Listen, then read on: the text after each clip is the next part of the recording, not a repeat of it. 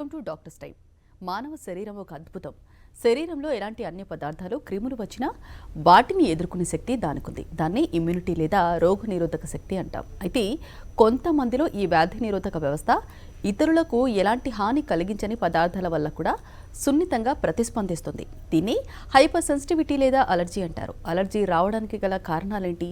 Rhinitis ఎవరిలో ఎక్కువగా కనిపిస్తుంది? టాన్సిల్తో ఎలాంటి సమస్యలు వస్తాయి? హోమియోపతిలో ఎలాంటి చికిత్స ఉంది? ఇలాంటి మరిన్ని విషయాలు హోమియోకేర్ ఇంటర్నేషనల్ వైద్యులు డాక్టర్ శ్రీవిద్య గారిని అడిగి తెలుసుకుందాం. అలాగే మీరు కాల్ చేసిన నంబర్లు 04023310680166. Hello doctor. హలో అండి. ముందుగా చెప్పండి, అసలు అలర్జిక్ రైనైటిస్ అంటే ఏంటి? రీజన్స్ ఎలా ఉంటాయి వీటికి? ఓకే, అలర్జిక్ రైనైటిస్, రైనో అంటే నోస్. సో నోస్ ముక్కు లోపల ఉండే మ్యూకస్ మెంబ్రేన్ అనేది ఏవైనా అలర్జీ సంబంధించిన పదార్థాలు తగిలినప్పుడు, అంటే గాలి కానివ్వండి, డస్ట్, లేదంటే ఏమైనా మైక్రో ఆర్గానిజం లాగా బ్యాక్టీరియా కానీ వైరస్ లాంటివి అవుట్ సైడ్ నుంచి లోపలికి ప్రవేశించినప్పుడు సాధారణంగా ముక్కు లోపల ఉండే మ్యూకస్ పొర అనేది ప్రొటెక్ట్ చేస్తుంది. సో ఇమ్యూనిటీ తక్కువగా ఉన్న వాళ్ళలో ఈ పొర అనేది డిస్టర్బ్ అవ్వడం వల్ల ఎక్కువగా ఇబ్బంది కలగడం. ఫర్ ఎగ్జాంపుల్ విపరీతంగా ముక్కు నుంచి ముక్కు కారటం కానివ్వండి, లేదంటే విపరీతమైన దురదలు, కంటిన్యూస్గా తుమ్ములు రావడం, ఇవన్నీ కూడా అలర్జిక్ రైనైటిస్ యొక్క లక్షణాలు. సాధారణంగా ఈ అలర్జిక్ రైనైటిస్ కొంతమందిలో ఓన్లీ చలికాలం లేదంటే వర్షాకాలం, అంటే వాతావరణం యొక్క టెంపరేచర్ తక్కువగా ఉన్నప్పుడు కనిపిస్తుంది. చాలా కొద్ది మందిలో మాత్రమే సంవత్సరం పొడుగుంతా ఉంటుంది. దాన్ని పెరియానల్ అలర్జిక్ రైనైటిస్ అంటారు. సాధారణంగా ఇటువంటి ఇమ్యూనిటీ తక్కువగా ఉండే సమస్యలు చిన్న పిల్లల్లో 10 నుంచి 14 సంవత్సరాల పిల్లల్లో ఎక్కువగా చూస్తుంటాము. 20+ వాళ్ళలో కొద్ది మందిలో కూడా గమనిస్తుంటాం. బట్ ఎక్కువగా చిన్నపిల్లల్లో ప్లస్ చలికాలంలో వాతావరణం యొక్క టెంపరేచర్ తక్కువగా ఉన్నప్పుడు రావడానికి రీజన్ ఏంటి అంటే, వాతావరణం యొక్క టెంపరేచర్ తక్కువగా ఉన్నప్పుడు చలికాలంలో వాతావరణం అంతా కూడా డెన్సిటీగా ఉండటం వల్ల అండ్ సన్ ఎక్స్పోజర్ ప్రాపర్గా ఉండకపోవటం వల్ల ఈ అలర్జిక్ రైనైటిస్ సమస్య ఎక్కువగా ఉంటుంది. ప్లస్ టెంపరేచర్ తక్కువగా ఉన్నప్పుడు వైరస్ కానివ్వండి, బ్యాక్టీరియా, ఎగ్జాంపుల్ స్ట్రెప్టోకోకస్ బ్యాక్టీరియా కానీ, వైరస్లో ఎక్కువగా వచ్చేది ఏంటంటే రైనో వైరస్. ఇవి 2 రకాల మైక్రో ఆర్గానిజమ్స్ వాతావరణం యొక్క టెంపరేచర్ తక్కువగా ఉన్నప్పుడు మల్టిప్లికేషన్ అనేది ఎక్కువ జరుగుతుంది, వాటి యొక్క విభజన. సో సంఖ్య అనేది చాలా పెరుగుతుంది. ఇది ఒక రీజన్. అండ్ సెకండ్ థింగ్ ఒకటి ఏంటంటే, సన్ ఎక్స్పోజర్ లేకుండా చాలా వరకు కూడా అందరు పీపుల్ అంతా ఒకే దగ్గర ఉండటం వల్ల ఈ ఇన్ఫెక్షన్స్, కామన్ కోల్డ్ కానీ అలర్జిక్ రైనైటిస్ అనేది ఒక పర్సన్ నుంచి ఇంకొక పర్సన్కి చాలా తీవ్రంగా స్ప్రెడ్ అవుతుంది. సో ఈ 2 కారణాల వల్ల ఇటువంటి allergic rhinitis, common cold, sinusitis లాంటి ప్రాబ్లమ్స్ చలికాలంలో ఎక్కువగా వస్తుంటాయి. ఓకే, మెయిన్గా అంటే అలర్జిక్ రైనైటిస్లో అంటే పెరియానల్ అలర్జిక్ రైనైటిస్ గురించి చెప్పారు. అంటే అలర్జిక్ రైనైటిస్కి పెరియానల్ అలర్జిక్ రైనైటిస్కి అంటే డిఫరెన్స్ ఏమైనా ఉందా? అంటే లెవెల్ని బట్టి ఇందులో రకాలు ఎన్ని ఉంటాయి? మెయిన్గా ఈ అలర్జిక్ రైనైటిస్ అనేది దాని యొక్క తీవ్రతను బట్టి డిఫరెంట్ చేస్తుంటాం, మనం దాన్ని డివైడ్ చేయొచ్చు. కొంతమందిలో ఇంతకుముందు చెప్పినట్లుగా ఉండి చలికాలంలో కానీ వర్షాకాలంలో రావడం అనేది ఇంటర్మీడియట్ అలర్జిక్ రైనైటిస్. వీళ్ళలో ఎండాకాలంలో పెద్దగా ఎటువంటి ఇబ్బంది లేదు, ఓన్లీ చలికాలంలో ఇబ్బంది పడడం, మెడికేషన్ తీసుకుంటున్నప్పుడు తక్కువగా ఉండడం జరుగుతుంది. బట్ చాలా కొద్ది మందిలో ఏంటంటే ఇమ్యూనిటీ తక్కువగా ఉండటం వల్ల, లేదంటే ఇంతకు ముందు నుంచి కూడా చాలా సంవత్సరాల కొద్దీ సైనసైటిస్ లాంటి ప్రాబ్లమ్స్ కానీ, ఆస్తమా లాంటి, నిమోనియా లాంటి ప్రాబ్లమ్స్, లేదంటే అదర్ ఎక్కువ ఇన్ఫ్లమేటరీ ప్రాబ్లమ్స్ కానీ, ఆటో ఇమ్యూన్ డిసీజెస్ ఎవరైనా సఫర్ అవుతున్న వాళ్ళలో ఇటువంటి కామన్ కోల్డ్, సైనస్ ప్రాబ్లమ్ సంవత్సరం అంతా ఉంటాయి. జనవరి టు డిసెంబర్ 12 నెలలు కూడా ఇబ్బంది పడ్డాన్ని దీన్ని పెరియానల్ అలర్జిక్ రైనైటిస్ అంటారు. సో మెయిన్గా అలర్జిక్ రైనైటిస్ 2 రకాలుగా డివైడ్ చేస్తాం మనం. ఒకటి ఇన్ఫెక్షియస్ అలర్జిక్ రైనైటిస్, అంటే ఏ రకమైన కారణం వల్ల ఇటువంటి సమస్య వస్తుంది. కొంతమందిలో బ్యాక్టీరియల్ ఇన్ఫెక్షన్స్, వైరస్ కానీ, ఫంగస్ కానీ, ఇటువంటి మైక్రో ఆర్గానిజమ్స్ వల్ల రావచ్చు, అంటే లివింగ్ థింగ్స్ వల్ల. కొంతమందిలో ఇటువంటి వాటికి ఎక్స్పోజ్ అయినా రాకున్నప్పటికీ సాధారణమైన పర్సన్కి పడ్డ వస్తువులో ఇమ్యూనిటీ తక్కువగా ఉన్న వల్ల పడకపోవచ్చు. ఫర్ ఎగ్జాంపుల్ డస్ట్ పీల్చుకున్నప్పుడు 1 లేదా 2 తుమ్ములు రావడం అనేది చాలా సర్వసాధారణం. బట్ ఇలా హైపర్ సెన్సిటివ్ డిజార్డర్స్ ఉన్న వాళ్ళలో ఈ యొక్క తీవ్రత అనేది కంటిన్యూస్గా కొన్ని గంటల తరబడి రావటం, ముక్కు నుంచి నీళ్లు కారడం, కళ్ళ నుంచి నీళ్లు కారటం, విపరీతమైన దురదలు ఉండటం, తుమ్ములు రావటం, ఫేస్ అంతా చూడగానే రెడ్డిష్ కలర్లో కంజెషన్ లాగా మారిపోవడం అనేది అలర్జిక్ రైనైటిస్ యొక్క లక్షణాలు. కారణం ఏమైనప్పటికీ ఐదర్ ఇన్ఫెక్షియస్ అలర్జిక్ రైనైటిస్ అయినా, నాన్ ఇన్ఫెక్షియస్ అలర్జిక్ రైనైటిస్ అంటారు. డస్ట్ కానీ, లేదంటే పోలెన్ థింగ్స్ కానివ్వండి, లేదంటే యానిమల్ ఫర్ నుంచి రావటం, లేదంటే ఘాటు వాసనలో చూడటం, వాతావరణం లో చేంజెస్ ఉన్నప్పుడు కానీ, ఎక్కువ పొగ పీల్చినప్పుడు, లైక్ మనం సాధారణంగా ఉండే అగరబత్తి లాంటి స్మోక్ పీల్చినా కానీ ఇటువంటి సమస్యలు అనేవి రావచ్చు. సో లక్షణాలు ఒకే రకంగా ఉంటాయి. ఫర్ ఎగ్జాంపుల్ కామన్ కోల్డ్ కానివ్వండి, అలర్జిక్ రైనైటిస్ లక్షణాలన్నీ ఒకే రకంగా ఉంటాయి. చాలామందిలో డౌట్ ఉంటుంది, అంటే కామన్ కోల్డ్కి అలర్జిక్ రైనైటిస్కి డిఫరెన్స్ ఏంటి, ఏది సివియారిటీ ఉన్న ప్రాబ్లం అనేది. కామన్ కోల్డ్ అనేది చాలా సర్వసాధారణం, 100లో 90 మంది ఇబ్బంది పడుతుంటారు. దీనికి మెడికేషన్ అవసరం లేదు, కొద్దిపాటి డిస్టర్బెన్సెస్ వల్ల రావటం 2 లేదా 3 రోజుల్లో దానంతట అదే తగ్గిపోతుంది. దీనికి ఎందుకంటే మన ఇమ్యూన్ సిస్టమ్ ప్రాపర్గా ఉండడం వల్ల మెడికేషన్ అవసరం లేదు. కొద్దిపాటి బాడీ పెయిన్స్, జ్వరంతో రావటం వితౌట్ ఎనీ మెడికేషన్ సపోర్ట్ లేకుండానే తగ్గుతుంది. బట్ అలర్జిక్ రైనైటిస్ సమస్యతో ఎవరైతే ఉంటారో వీళ్ళలో ఇమ్యూనిటీ ఉండదు కాబట్టి ఇలా 2 లేదా 3 రోజుల్లో ఉండాల్సిన కామన్ కోల్డ్ వారాల కొద్దీ, నెలల కొద్దీ కంటిన్యూస్గా ప్రొలాంగ్ అవుతూనే ఉంటుంది. మెడికేషన్ తీసుకున్నప్పుడు మాత్రమే తగ్గుతుంది. సో ఈ 2 డిఫరెన్సెస్ ద్వారా మనం కామన్ కోల్డ్, అలర్జిక్ రైనైటిస్ అనేది డిఫరెన్షియేట్ చేసుకొని, అలర్జిక్ రైనైటిస్ వాళ్ళలో కంపల్సరీగా మెడికేషన్ అనేది ఇంపార్టెంట్. బట్ హోమియోపతి వల్ల అడ్వాంటేజ్ ఏంటంటే సాధారణమైన నార్మల్ మెడికేషన్స్ అన్నీ కూడా ఓన్లీ ప్రాబ్లం ఏంటి, ఫర్ ఎగ్జాంపుల్ రన్నింగ్ నోస్ లేదంటే స్నీజింగ్స్ మాత్రమే కంట్రోల్ చేస్తుంది, ఇమ్యూనిటీని పెంచదు. బట్ హోమియోపతి అనేది ఏంటంటే న్యాచురల్ సైన్స్ కాబట్టి మూల కారణం నుంచి సహా ట్రీట్ చేయడం జరుగుతుంది. సో కొద్ది సంవత్సరాల పాటు, 1 లేదా 2 సంవత్సరాల పాటు మెడికేషన్ కనుక తీసుకున్నట్లయితే వాళ్ళలో ఇమ్యూన్ సిస్టమ్ అనేది పెరుగుతుంది. సో ఫర్దర్గా ఇటువంటి మైక్రో ఆర్గానిజంకి ఎఫెక్ట్ అయిన, లేదంటే వెదర్ చేంజెస్కి లోనైనప్పటికీ, లేదంటే అలర్జిక్ సబ్స్టెన్సెస్కి ఎక్స్పోజర్ అయినా కూడా ప్రాబ్లమ్స్ రాకుండా ఇమ్యూన్ సిస్టమ్ పెరుగుతుంది. కాబట్టి హోమియోపతి అనేది ఇటువంటి ప్రాబ్లమ్స్కి ది బెస్ట్గా చెప్పొచ్చు. ఓకే అండి. ఇప్పుడు కొంతమందిలో చూస్తే కనుక అంటే ఒక సీజన్ని బట్టి కూడా వాళ్ళకి అంటే కొన్ని ఇయర్స్ని బట్టి కూడా ఫుడ్ కానీ, అలాగే సడన్గా కారం స్మెల్ చూసినా కానీ ఇమీడియట్గా తుమ్ములు వచ్చేస్తాయి. అంటే కారణం ఏంటంటారు? ఇంతకు ముందు ఉన్నట్టు లేకుండా ఇప్పుడు ఎందుకని? అంటే ఇమ్యూనిటీ పవరే అంటారా, ఇంకేమైనా కారణం? అంటే అందరిలో ఒకేసారి రాకపోవచ్చు. కొంతమందిలో చైల్డ్హుడ్లోనే బయటపడిపోతుంది ఇటువంటి ప్రాబ్లం, కొంతమందిలో 20+ ఏజ్ అడల్ట్ ఏజ్ గ్రూప్లో బయటపడుతుంది. బట్ ఏ ఏజ్లో వచ్చినప్పటికీ దీనికి కారణం ఒకే రకంగా ఐడెంటిఫై చేయొచ్చు. సాధారణంగా బ్లడ్ ఇన్వెస్టిగేషన్లో చూసుకున్నట్లయితే IgE అంటారు, ఇమ్యూనోగ్లోబులిన్స్ లెవెల్స్ ఎక్కువగా ఉండడం, ఎక్సెసివ్గా రిలీజ్ అవ్వటం వల్ల ఇటువంటి ప్రాబ్లం అనేది తలెత్తే అవకాశం ఉంటుంది. ఓకే. అంటే మెయిన్గా అంటే ఈ సమస్యల గురించి మాట్లాడదాం. కాలర్ కూడా లైన్లో ఉన్నారు, తన గురించి. హలో నమస్తే అండి. నమస్తే అండి, మీ సమస్యను చెప్పండి, డాక్టర్ గారు ఉన్నారు. నాకు కోల్డ్ ప్రాబ్లమ్, ఈ డస్ట్ ఎలర్జీ ఉందండి. ఓకే, ఎంతకాలం నుంచి ఉందండి? నాకు 3 సంవత్సరాల నుంచి ఉందండి. మీ ఏజ్ ఎంత అండి? నా ఏజ్ 38 మేడం. ఓకే, ఏమైనా మెడిసిన్స్ వాడుతున్నారా? ఈ ఇంగ్లీష్ మెడిసిన్స్ ఈఎన్టీకి చూపించానండి. ఓకే, ఈఎన్టీకి చూపిస్తే ఏ మెడిసిన్స్ ఇస్తారండి? నాకు కోల్డ్ టైంలో నవంబర్, డిసెంబర్, జనవరిలో ఈ 3 నెలలు కూడా ఎక్కువ ఉంటుందండి. ఓకే, దీంట్లో హోమియోలో ఏమైనా ఉందంటారండి? మీకు ఏమేమి ఇబ్బందులు ఉంటాయి చలికాలంలో? చలికాలం తుమ్ములండి, ఎక్కువ అండి. తుమ్ములు 100-150 తుమ్ములు వస్తాయండి నాకు. ఓకే, ఎప్పుడైనా ఎక్స్రే తీయించారా? తీయించలేదండి. ఈఎన్టీకి చూపిస్తే నా ముక్కు నోసుకు కొంచెం లోపల ఆపరేషన్ చేయాలండి అని చెప్పారండి. ఓకే, సాధారణంగా మీ సమస్య అలర్జిక్ రైనైటిస్ లేదంటే సైనసైటిస్ లక్షణాలుగా ఉంటాయి. అంటే ఓన్లీ చలికాలంలో మాత్రమే విపరీతమైన తుమ్ములు రావడం అనేది సర్వసాధారణంగా చూస్తుంటాం. బట్ ఆపరేషన్ ఏంటంటే ఒకసారి మనం ఎక్స్రే కానీ CT/PNS చూస్తే ఏంటంటే ఫేస్లో అంటే సైనస్లో ఎటువంటి ఇబ్బంది ఉంది, ఏ రకమైన సైనస్ ఇన్ఫెక్ట్ అయిందో ఒకటి తెలుస్తుంది.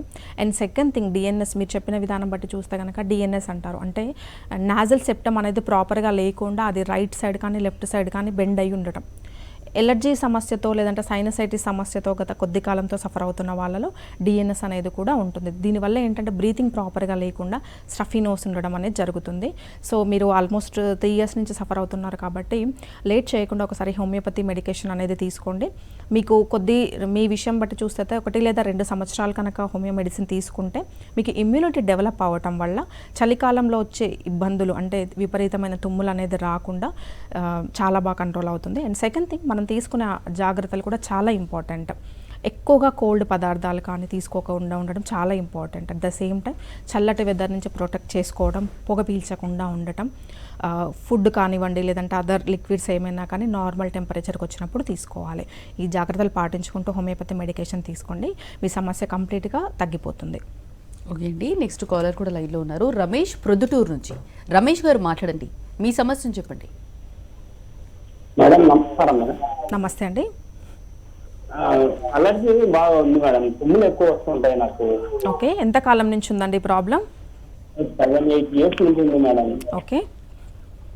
నేను ఫస్ట్ మామూలుగా డాక్టర్ ఈఎన్టీ దగ్గర చూపించాను, ఒక 3 years తగ్గలేదు. మళ్ళీ హోమియోపతి వాడాను 2.5 years. ఓకే.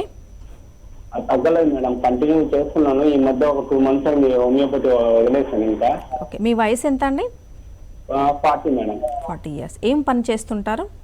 వ్యవసాయం చేసుకుంటాను మేడం. మీ బరువు ఎంత ఉన్నారండి? 69. మీకు సైనస్ కాకుండా ఇతర ప్రాబ్లమ్స్ ఏమైనా ఉన్నాయా? ఇతర ప్రాబ్లమ్స్ అంటే మేడం పెయిన్ ఉంది మేడం, బ్యాక్ పెయిన్ ఉంది. ఓకే. హెడేక్ ఉంది, తగ్గినది.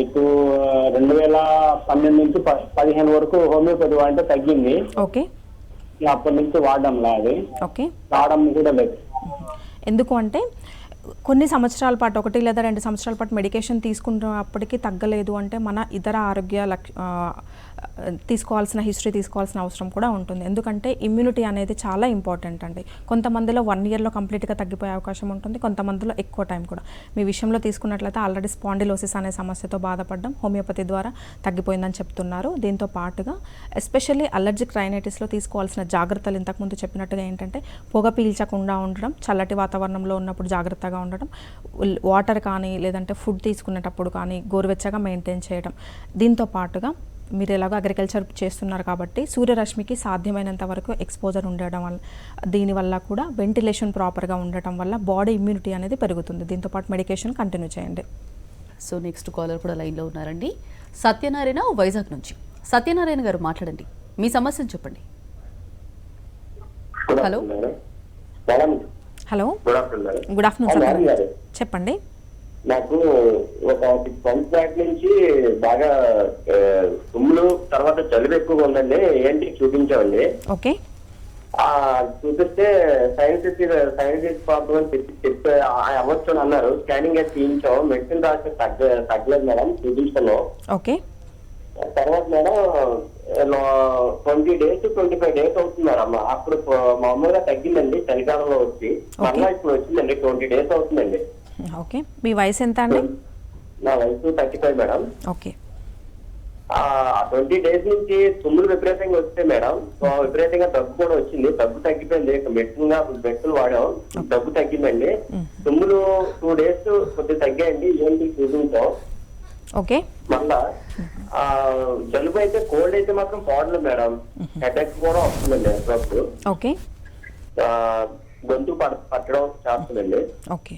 జలుబు అయితే కంటిన్యూషన్ గా మేము ముక్కులో డ్రాప్ చేస్తున్నాం. ఓకే. టాబ్లెట్స్ కూడా యూజ్ చేస్తున్నాం అండి. ఓకే. అయినా 25 days అవుతుంది మేడం, తగ్గలేదండి. ఓకే. సో సాధారణంగా మీ ప్రాబ్లమ్ని సైనసైటిస్ ప్రాబ్లం అంటారండి. అంటే ఫేస్ భాగంలో ఎస్పెషల్లీ చీక్స్ భాగంలో కానివ్వండి, లేదంటే నుదుటి పైన సైనస్ అనేది గాలి గదులు ఉంటాయి. ఇవి ఎంటీగా ఉంటాయి. దీని యొక్క మెయిన్ ఫంక్షన్ ఏంటంటే మ్యూకస్ అనే డిశ్చార్జ్ని స్రవించడం, రెస్పిరేటరీ భాగం అంతా కూడా తేమగా ఉంచడం, బయట నుంచి వచ్చే డస్ట్ కానివ్వండి లేదంటే బ్యాక్టీరియా అదర్ ఏవైనా ఇన్ఫెక్షన్ పదార్థాల నుంచి కాపాడడం అనేది సైనస్ యొక్క ప్రధానమైన ఫంక్షన్.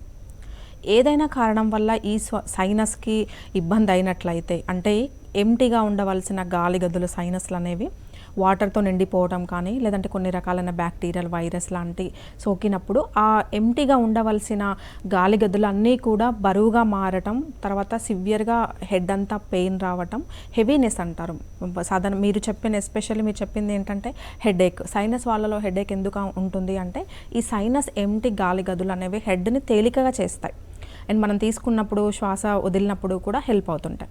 బట్ సైనస్లో ఎప్పుడైతే దాని ఫంక్షన్ కోల్పోయి వాటర్తో నిండిపోయి ఉంటుందో అప్పుడు ఫేస్ అంతా బరువుగా రావటం, తలనొప్పి రావటం, ఎస్పెషల్లీ ఒక్క సైడ్ తలనొప్పి రావటం, తలకు ముందుకు వంచినప్పుడు విపరీతమైన భారంగా అనిపించడం, ముక్కు నుంచి కంటిన్యూస్గా నీరు కారటం అనేది సైనస్ యొక్క ప్రధాన లక్షణం. ఎండాకాలంలో కూడా ఇటువంటి లక్షణం ఉంది అంటే చాలా తీవ్రంగా ఉన్నది మనం గమనించవచ్చు. అండ్ సెకండ్ థింగ్, మీరు తీసుకున్న నాజల్ కంజెషన్ అనేది కొద్ది వరకు తాత్కాలికంగా రిలీఫ్ ఇస్తుంది, but this is not permanent solution.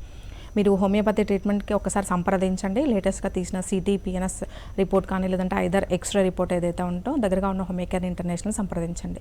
ఇమ్యూనిటీకి సంబంధించిన మెడికేషన్ తీసుకుంటే మాత్రమే ఇటువంటి సైనస్ అనేది పర్మనెంట్గా తగ్గుతుంది. అదర్వైజ్ మీరు ప్రజెంట్ తీసుకున్న మెడికేషన్ ఏదైతే ఉందో టెంపరీగా తీసుకున్నంత వరకు అంటే either 10 days or 15 days course తీసుకున్నప్పుడు తాత్కాలికంగా తగ్గడం మళ్ళీ రిపీట్ అవ్వడం అనేది జరుగుతుంది. సో పర్మనెంట్ క్యూర్ అనేది హోమియోపతిలో కాన్స్టిట్యూషన్ మెడికేషన్ ద్వారా మీకు దొరుకుతుంది. అట్ ద సేమ్ టైం మీరు తీసుకోవాల్సిన జాగ్రత్తలు ఏంటంటే పొగ పీల్చకుండా ఉండడం, డస్ట్కి వెళ్ళినప్పుడు ప్రొటెక్షన్గా ఉండటం అనేది చాలా ఇంపార్టెంట్. ఓకే అండి, నెక్స్ట్ కాలర్ కూడా లైన్లో ఉన్నారు. బాబు అనంతపురం నుంచి. బాబు గారు మాట్లాడండి, మీ సమస్య చెప్పండి. హలో నమస్తే మేడం. హలో నమస్తే అండి. నా పేరు బాబు మేడం, అనంతపురం జిల్లా. ఓకే మేడం ఇట్లా నాకు జలుబు ఎక్కువ చేస్తుంది మేడం. ఓకే ఎంత కాలం నుంచి ఉందండి? అంత ఒక ఈ 6 months నుంచి ఉండాలి మేడం. ఓకే మీ ఏజ్ ఎంత అండి? నా ఏజ్ 32 మేడం. ఇక్కడ మనం ఏదైనా జ్యూస్ తాగినా, చల్ల నీళ్ళు తాగినా, లేదంటే కర్బూజ్ తిన్నా, ఓకే అటుండే ఊరిక చల్లగాలి గట్ట బయటవి పనుకున్నా కూడా ఎక్కువ జలుబు అయిపోతుంది మేడం. వెంటనే మళ్ళీ సిట్రజిన్ వేసుకున్నానంటే ఓకే జస్ట్ 10 నిమిషాలలో మళ్ళా క్లియర్ అవుతుంది మేడం. ఓకే చాలా ప్రాబ్లం ఉంది మేడం. సో మీ ప్రాబ్లమ్ని నార్ ఇన్ఫెక్షియస్ ఎలర్జిక్ రైనైటిస్ అంటారు. అంటే సరిపడిన మన శరీరానికి సరిపడిన ఫుడ్ తీసుకున్నా కానీ, చల్లటి ఫుడ్ కానీ, చల్లటి వాటర్ అండ్ చల్లటి వెదర్, ఇటువంటి కారణాలు ఏ ఒక్కటి ఎక్స్పోజ్ అయినా కానీ విపరీతమైన రన్నింగ్ నోస్ రావటం, అట్ ద సేమ్ టైం తుమ్ములు రావటం అనేది ఈ ఎలర్జిక్ రైనైటిస్ యొక్క ప్రధాన లక్షణం. బట్ ఇది ఇలా వదిలేస్తే ఏమవుతుందంటే day by day allergic rhinitis మీరు తీసుకుంటున్న సిట్రిజిన్ అనేది యాంటీహిస్టమిన్ మెడిసిన్ కొద్ది గంటలు రిలీఫ్ ఇస్తుంది, బట్ మళ్ళీ వచ్చే అవకాశం ఉంటుంది. చాలా రోజుల పాటు ఇలా అలర్జిక్ రైనైటిస్ అనేది కంటిన్యూ అవుతుంటే ఇది రాను రాను పాలిప్స్గా కానీ లేదంటే ముక్కు కండరాలకు సపోర్ట్ చేస్తూ ఉండే హైపర్ట్రోఫీస్ అంటారండి, ఇవి ఉబ్బి పాలిప్స్ లాగా తయారవడం అనేది కూడా చూస్తుంటాం. ఇవే కాకుండా దీర్ఘకాలికంగా ఉన్నట్లయితే సైనస్ లాంటి ప్రాబ్లంకి కూడా ప్రోగ్రెస్ అయ్యే అవకాశాలు ఉంటాయి. నెగ్లెక్ట్ చేయకుండా అలర్జిక్ రైనైటిస్కి హోమియోపతిలో శాశ్వతంగా తగ్గిపోయే అవకాశం ఉంటుందండి. అంటే ఇమ్యూనిటీ పెరిగితే కనుక ఆటోమేటిక్గా మెడికేషన్ ద్వారా మీకు ఇటువంటి పదార్థాలు పడని పదార్థాలు తీసుకుంటున్నప్పటికీ ట్రబుల్ అవ్వకుండా తగ్గించడం, న్యాచురల్గా తగ్గిపోవడం అనేది హోమియోపతి ద్వారా సాధ్యపడుతుంది. సో దగ్గరగా ఉన్న హోమియోకేర్ ఇంటర్నేషనల్ బ్రాంచ్ని ఒకసారి సంప్రదించండి. ఓకే అండి, నెక్స్ట్ కాలర్ కూడా లైన్లో ఉన్నారు. నరసింహులు చిత్తూరు నుంచి. నరసింహులు గారు మాట్లాడండి, మీ సమస్య చెప్పండి. నమస్తే మేడం. నమస్తే అండి.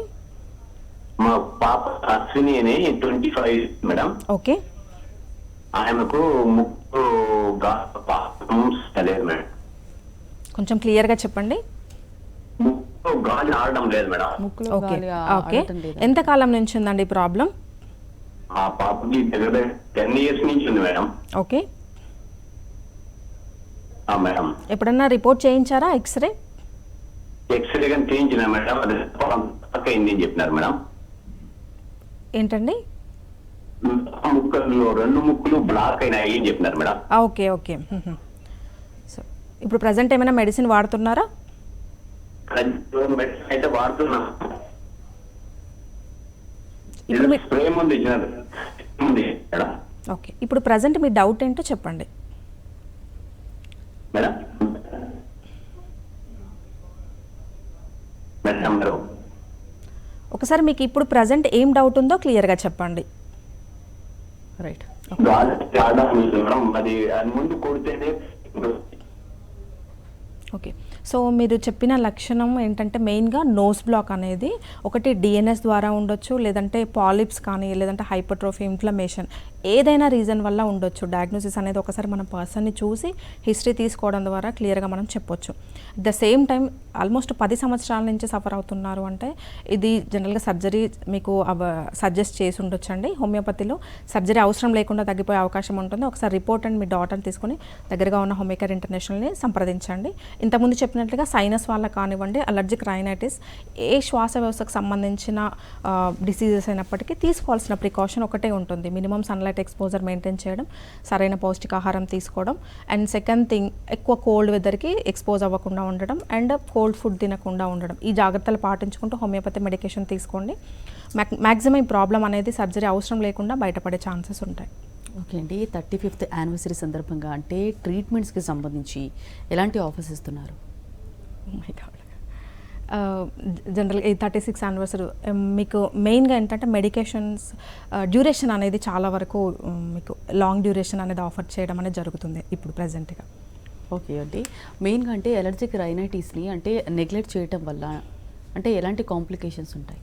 So allergic rhinitis as early as possible diagnose చేసి మెడికేషన్ తీసుకుంటుంటే కనుక చాలా తొందరగా తగ్గిపోయే అవకాశం ఉంటుంది. బట్ ప్రాపర్గా మెడికేషన్ తీసుకోకుండా ఉండటం అండ్ అగైనెస్ట్ తీసుకోవాల్సిన జాగ్రత్తలు కాకుండా ఎక్కువ స్మోక్లో పనిచేసే వాళ్ళు కానివ్వండి, పొల్యూషన్కి ఎక్స్పోజ్ అయ్యే వీళ్ళలో ఏంటంటే అలర్జిక్ రైనైటిస్ రాను రాను పాలిప్స్కి డెవలప్ అయ్యే ఛాన్సెస్ కానివ్వండి, లేదంటే సైనసైటిస్కి దారితీసే అవకాశాలు, కొంతమందిలో ఆస్తమాకు కూడా ప్రొలాంగ్ అయ్యే ఛాన్సెస్ ఉంటాయి. సో అలర్జిక్ రైనైటిస్ వల్ల వచ్చే కాంప్లికేషన్స్ అన్నీ కూడా అప్పర్ రెస్పిరేటరీ ట్రాక్ నుంచి ఇంటర్నల్గా స్ప్రెడ్ అయ్యే ఛాన్సెస్ ఉంటాయి. అంటే బ్రాంకైటిస్ కానీ ఆస్తమా కానీ.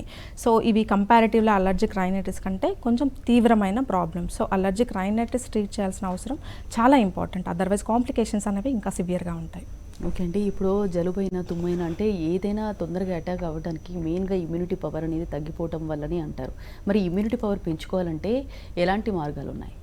మెయిన్గా అందరిలో ఒకలాగా ఉండదు ఇమ్యూన్ సిస్టమ్ అనేది. కొంతమందికి స్వతహాగా జెనెటికల్గా బై బర్త్ స్ట్రాంగ్గా ఉండవచ్చు, కొంతమందికి చాలా ఇట్లాంటి డిసీజెస్ ఫాస్ట్గా రావటం, కామన్ కోల్డ్ కానివ్వండి, సైనసైటిస్ అండ్ కామన్ కోల్డ్ అందరిలో వస్తుంది. ఇది పెద్ద డిసీజ్ కాదు, వెదర్ చేంజ్కి మన బాడీ అడ్జస్ట్మెంట్.